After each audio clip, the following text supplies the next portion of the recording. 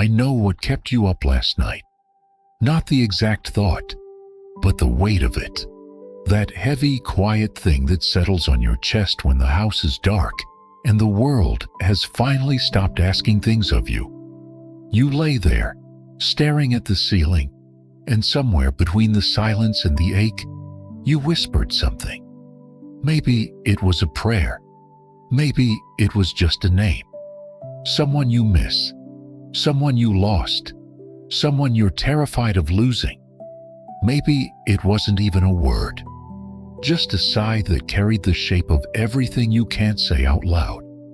And you wondered, not for the first time, if anyone was listening. I'm not here to give you easy answers. You've lived long enough to know that easy answers are usually lies dressed in nice clothing. You've buried people. You've watched your body change in ways you didn't ask for. You've stood at kitchen windows holding a cup of coffee that went cold because your mind drifted somewhere far away, to a memory, to a regret, to a version of yourself that felt lighter, more certain, less tired. And faith has become complicated. Not gone, never quite gone, but complicated the way a river gets complicated when it meets the rocks. Still moving, still alive, but bruised in places. Quieter in others, you believe, but you also doubt. And sometimes the doubt feels more honest than the belief. Here's what I want you to consider. Just consider, not accept. Right now, in this moment, what if the reason your prayers feel like they're hitting the ceiling isn't because God stopped listening, but because you've been speaking the wrong language? Not wrong words, wrong language. There's a difference. And what if the words that unlock His presence aren't the ones you've been taught to say in church, or the ones you repeat out of habit, or the ones you think sound holy enough to earn an answer? What if they're simpler than that? Quieter, closer to the breath itself. There's something ancient, older than any church, older than any denomination, older than the English language itself, that has been carried through centuries by people who knew what it meant to feel abandoned and yet refused to let go of the thread.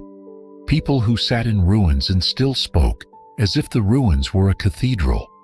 People who knew something about words that most of us have forgotten.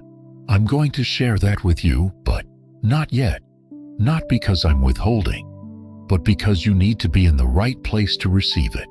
And right now, your mind is still cluttered with the noise of the day. The appointments, the phone calls, the worries about money, about health, about children who are grown but never stop being your children. So I need you to do something first. I need you to stop. Right now, wherever you are, sitting in your living room, lying in bed, driving in your car, I need you to stop. Not your body, your striving. That invisible engine inside you that keeps running, keeps solving, keeps bracing for the next blow, just for a few minutes. Let it idle, because there's a line, an ancient line, written by someone who understood exactly what you're feeling right now, that begins with two words most people rush past, two words that are not a suggestion but a command, given not with authority, but with the tenderness of a parent who sees their child exhausted and says, "Sit down, be still, I've got this." Those two words are where everything begins. And they're not what you think. But before I give them to you, there's something else you need to hear. Something about what happens when those words finally land in a heart that's ready. Something that changes everything about how you'll pray tonight. And it has to do with a very specific kind of silence. That silence I mentioned, the specific kind of silence, is not empty. That's the first thing you need to understand. Most of us were raised to believe that silence is the absence of something. Absence of sound, absence of answers, absence of God. We treat silence like a locked room, and we stand outside knocking, begging, demanding that the door open. But what if the silence is the door? Let me say that again because I don't want you to miss it. What if the silence you've been afraid of, the silence that follows your prayers, the silence that fills your bedroom at 2 a.m., the silence that makes you wonder if you've been talking to no one? What if that silence isn't God's absence, but God's presence in a form you haven't learned to recognize? There's a man who understood this.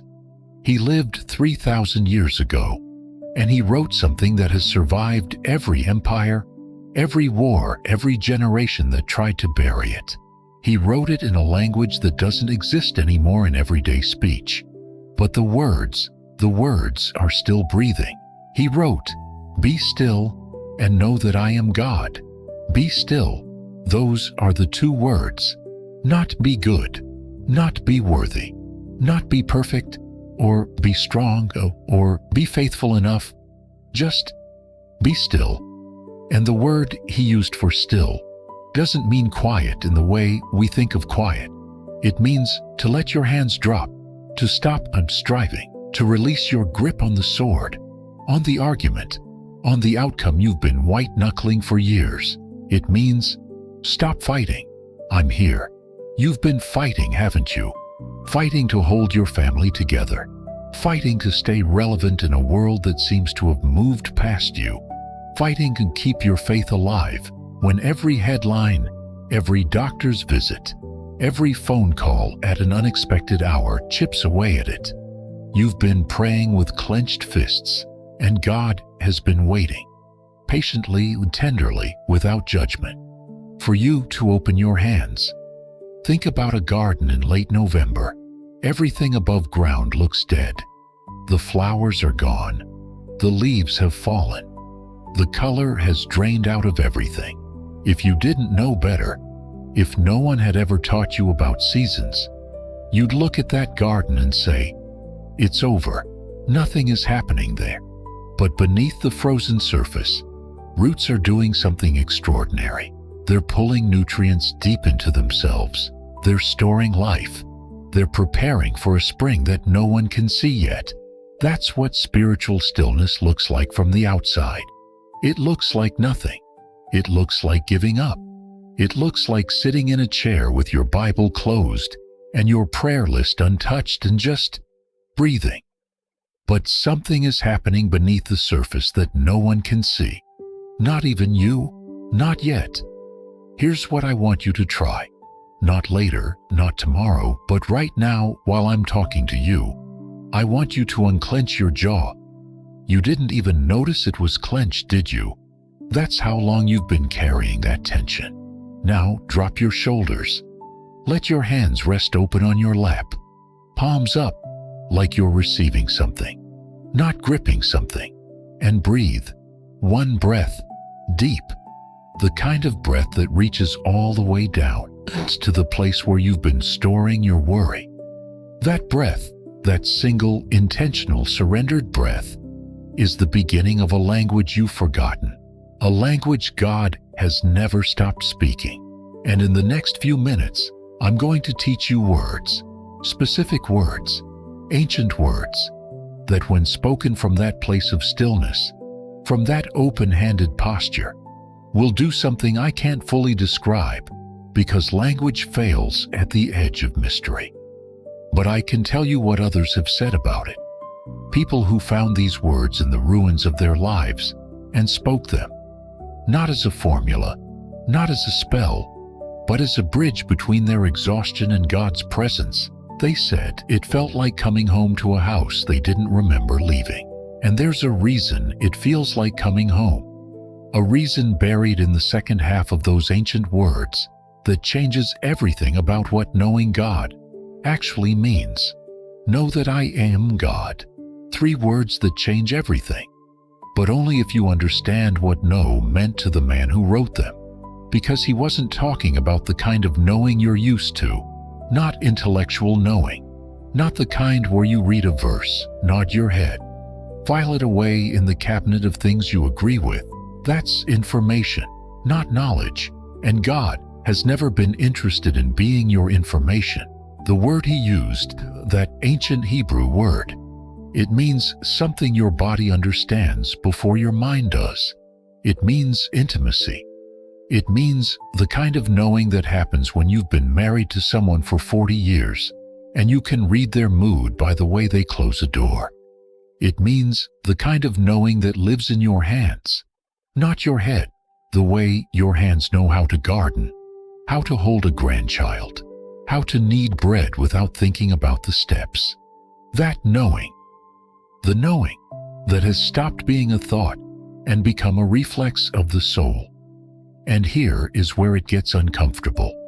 Because if know means intimacy, then what God is saying in those 4 words is something most of us have been running from our entire spiritual lives. He's saying, I don't want your performance. I don't want your theology. I don't want your perfectly structured prayers or your guilt offerings or your promises to do better. I want you to know me the way you know the person you love most in this world. Not by studying them, but by sitting with them. When was the last time you sat with God? Not prayed to Him, not asked Him for something, not confessed, not pleaded, not bargained, just sat.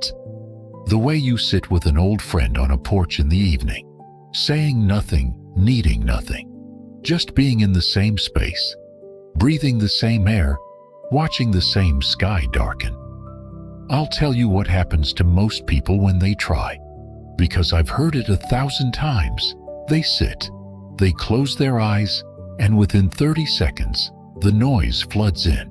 The grocery list, the argument from yesterday, the ache in their back, the worry about the biopsy results, the memory of a funeral. And they think they've failed.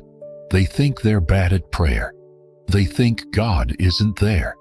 So they go back to the old way, the talking way, the begging way, the performance way, because at least when they're talking, they feel like they're doing something. But here's the secret that the man who wrote those words understood 3,000 years ago, the secret that has survived every generation since. The noise isn't the obstacle. The noise is the material. Every thought that floods in when you try to be still, every worry, every memory, every ache, is not a distraction from God's presence. It's a door into it. Because those thoughts are the real you, the you that you've been hiding behind religious language and Sunday faces. And God has been waiting to meet that you, not the polished version, not the version that has all the right answers, the exhausted, scared, honest version that sits in the dark at 2 a.m. and doesn't know what to say. There's a passage written by the same man, the same heart, the same scarred hands that says, "Where can I go from your spirit? Where can I flee from your presence? If I go up to the heavens, you are there. If I make my bed in the depths, you are there." Read that slowly. He's not bragging about God's omnipresence like a theology textbook. He's trembling. He's saying, I tried to run. I tried to hide in my grief, in my doubt, in my anger, in the darkest places I could find, and you were already there, waiting, not with a lecture, not with disappointment, just there.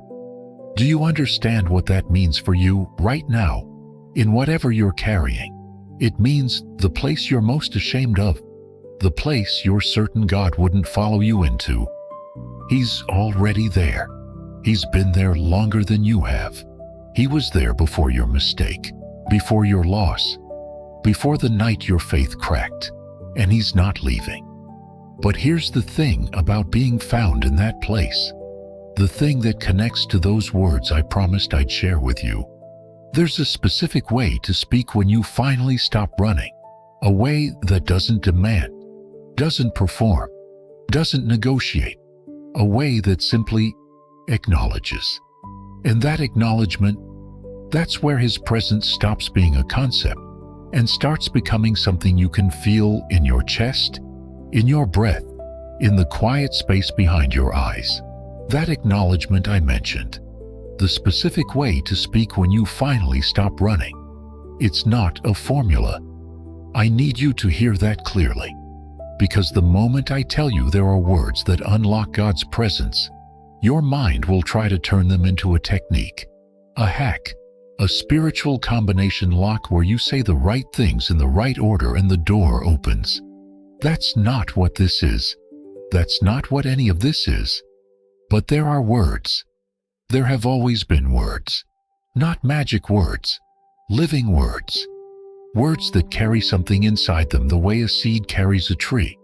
And when those words are spoken from the place we've been building, the place of stillness, of open hands, of honesty, they do something that theology can't explain and psychology can't replicate. They create a space where God doesn't just hear you, He meets you. The man who wrote "Be still and know that I am God," he knew other words too. He wrote them in a song that people have been singing for 3,000 years. And the song begins with a question that I promise you have asked yourself in some form. When the foundations are being destroyed, what can the righteous do? Read that again, slowly. When the foundations are being destroyed, not if, when. Because He knew, as you know, that there comes a season in every life where the things you built your world on start to crack. Your health, your marriage, your confidence that your children will be okay, your certainty that the world makes sense, your belief that goodness is rewarded and faith is enough. The foundations shake, and you stand in the rubble of what you thought was solid. And you ask, "What can I do?" And His answer, the answer that has survived every empire, every generation, every person who has ever stood in ruins and cried out, is not what you'd expect. He doesn't say, "Fight harder." He doesn't say, "Pray more." He doesn't say, "Have more faith." His answer is in the verse that comes right before the question, "In the Lord I take refuge." Not "In the Lord I find answers." Not "In the Lord I find solutions." Refuge, a place to hide, a shelter in the storm, a place where you don't have to be strong, because strength is not what's required anymore. Presence is, and that's what those words do. The words I'm going to give you, they don't solve your problems. They don't erase your grief. They don't make your body young again or bring back the people you've lost. What they do is something deeper, something the world doesn't have a category for. They open a door inside you, a door you forgot existed. And on the other side of that door is a presence that has been waiting for you since before you were born. Here's how you speak them. You sit, you breathe, you let your hands rest open, and you say, not shout, not chant, not recite.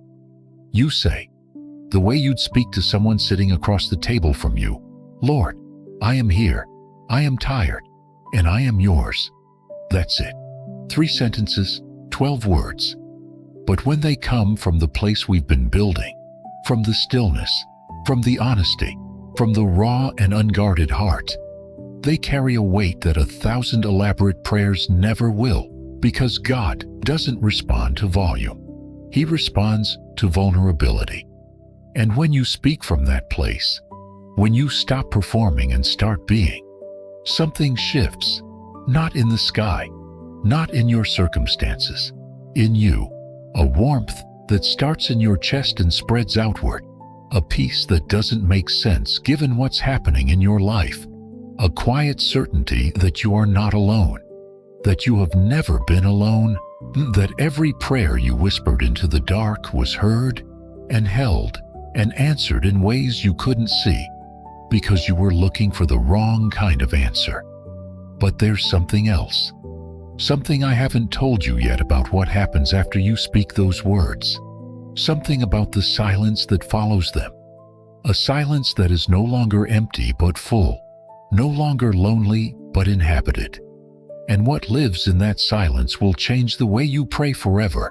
If you are still here with me, still listening, still breathing, still sitting in this space we've built together, then you are exactly the kind of person I hoped would find this video. Because it takes something to stay. It takes a willingness to go deeper than the surface, to sit with discomfort, to let ancient words find their way into modern wounds. Most people click away. You didn't. And that tells me something about your heart. That it's still open, still searching, still brave enough to believe that God is not done with you yet. If this is speaking to you, I want you to do something simple. Subscribe to this channel, not because I need numbers, but because if this found you today, there's more waiting for you tomorrow. I'm here every day. And some days the words will be exactly what you didn't know you needed to hear. So subscribe and come back. Let's walk this road together. You know, there's something about being over 50 that nobody warns you about. The world starts telling you that your best days are behind you, that faith is something for the young, the certain, the untested. But you and I both know the truth. Faith only becomes real when it's been through the fire, when it's been questioned, abandoned, reclaimed, and held with hands that tremble. The faith of a young person is beautiful, but the faith of someone who has buried their parents, raised their children, watched their body betray them, and still whispers, "Lord, I am yours." That faith could move mountains. That faith is the most powerful force on this earth. And that kind of faith, your kind of faith, it doesn't just speak words, it becomes them. Which brings me back to what I promised. The silence that follows when you finally speak those 12 words from the place of stillness. The silence that is no longer empty but full. What lives in that silence is not an idea, not a feeling, not a theological concept. What lives in that silence is a person. And when he speaks back, not in thunder, not in burning bushes, but in that quiet, warm, unmistakable sense that you are held, everything changes. Not your circumstances. You. Because the man who wrote "Be still and know that I am God" also wrote, "You prepare a table before me in the presence of my enemies. You anoint my head with oil. My cup overflows."